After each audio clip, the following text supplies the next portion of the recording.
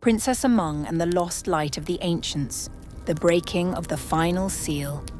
The earth trembled, the heavens wept, and in the deepest abyss beneath Dzülia, the final seal, an ancient prison forged by the gods themselves, shattered. From its ruins, a monstrous presence stirred. Tzurokho, the devourer of time, the eternal shadow, the unmaker of ages, had returned. With a single step, time itself fractured. Rivers reversed their course, entire kingdoms faded into oblivion, and the past, present and future collapsed into chaos. The very fabric of existence twisted in agony as Nagaland stood at the brink of annihilation. But all was not yet lost. For deep in the forgotten ruins of an ancient world, a light still flickered, a power older than time itself. And Princess Among, the last protector of Nagaland, was destined to find it, the prophecy of the fallen light. As Among stepped into the ruins, the air thickened, charged with unseen power. And then a whisper, ancient, foreboding. The shadow of the Unmaker moves, and the balance of the heavens trembles. The guardian of heavenly light shall fall, and the amulet shall pass into the hands of darkness. Only by her defeat shall the Fireblade of the Northeast be undone, and when the amulet is lost, the guardian beast shall be lost as well. As the prophecy faded, Zulu's body went rigid, his golden eyes glazing over. He trembled, caught in a vision. Darkness. Princess Nava stood alone, blades crackling, facing an endless tide of shadows. Tzurokho loomed before her. Her fire and lightning struck, but did nothing. Tiger Raja roared, fighting beside her, but Tzurokho's hand closed around the amulet. Nava screamed as her connection to Raja severed. The great tiger flickered, then vanished. With the amulet in his grasp, Tzurokho turned northeast to Among. Zulu gasped, stumbling back. Among caught him. "What did you see?" His voice was hoarse. "Princess Nava falls. Raja, the majestic tiger, is lost. The amulet will be used to destroy you."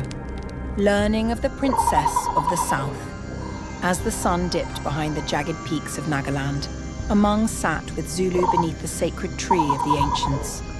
Tula rested beside them, ears twitching at the distant howls of the night. "Zulu," Among said, her voice heavy with urgency. "Tell me about her. About Princess Nava." Zulu shifted into his hornbill form, perching on a low-hanging branch, his golden eyes reflecting the firelight. "She is unlike any warrior you have ever met," he began. "Born under the southern sun, she carries the wisdom of the old world. But her strength comes not from her sword, nor even from the amulet she wears."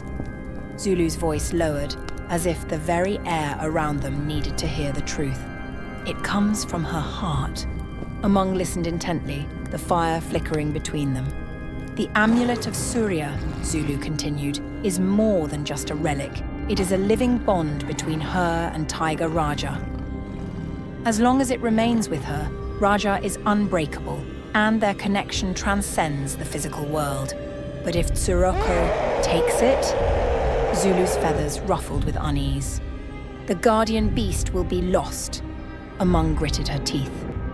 If the amulet fell into darkness, Raja would be severed from Nava forever, and without him, she would be vulnerable. She could not let that happen. "Then we must warn her," Among declared. "If she does not know what hunts her, she will not be prepared." Zulu nodded. "But the south is far and Tzurokho moves quickly. If we delay, his shadow may reach her first." Among rose to her feet, the weight of the prophecy pressing upon her shoulders. "Then we send emissaries," she said. "Messengers who can cross the lands faster than Tzurokho's darkness." Her eyes burned with determination. "We will not wait for fate to decide. We will change it. A race against time." By morning, the fastest warriors in Princess Among's army had been summoned. Swift riders of the wind, messengers who knew the hidden paths through the mountains. "You will ride south," Among commanded. Find Princess Nava. Tell her of the prophecy. Tell her that darkness is coming for her amulet." The warriors bowed. "Take the sigil of the Fireblade," she continued, handing them a sacred emblem. "So she will know that this message comes from me." The warriors mounted their steeds, their eyes set with resolve. They rode into the dawn, their mission clear: reach the Princess of the South before the shadow did. Among watched them disappear over the horizon. She had done what she could. Now all that remained was to prepare for the battle ahead, the trial of the ancients. A voice, layered with 1,000 echoes, spoke. "To wield the lost light, you must prove your soul is worthy." From the shadows, 3 ghostly warriors emerged, clad in armor of the old world, their eyes burning like dying stars. Among raised her sword. "Who are you?" The tallest warrior stepped forward. "We were once the guardians of the lost light. We fell so that the world could be free. Now you must face what we could not." The warriors stepped aside, revealing a massive doorway, its edges cracked and pulsating with golden light. Beyond this gate lies the trial of eternity. Pass it, and the lost light will be yours.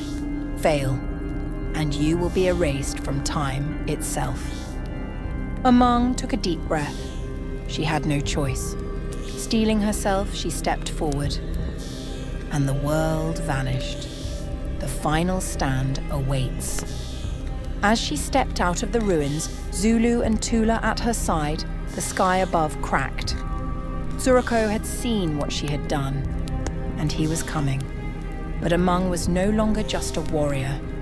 She was the bearer of the lost light, and for the first time, time itself stood against the devourer.